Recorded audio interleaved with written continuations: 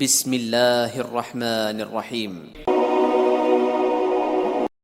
حضرت ابو ہریرہ رضی اللہ عنہ سے روایت ہے، نبی صلی اللہ علیہ وسلم نے فرمایا، بیوہ اور مسکین کی ضروریات پوری کرنے کے لیے دوڑ دھوپ کرنے والا اللہ کی راہ میں جہاد کرنے والے کی طرح ہے، اور اس شخص کی طرح ہے جو رات کو قیام کرتا اور دن کو روزہ رکھتا ہے۔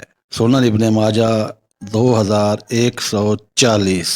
آپ صلی اللہ علیہ وسلم نے فرمایا، نصف شعبان کی رات اللہ تبارک و تعالی اپنی مخلوق کی طرف جھانکتا ہے اور اپنی تمام مخلوق کو معاف کر دیتا ہے سوائے مشرک اور کینہ رکھنے والے کے لیے۔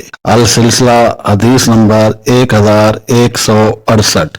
ام سلمہ رضی اللہ عنہا سے مروی ہے کہ رسول صلی اللہ علیہ وسلم نے فرمایا، جب تم دودھ پیو تو کلی کر لیا کرو کیونکہ اس میں چکنائی ہوتی ہے۔ السلسلہ حدیث نمبر 807۔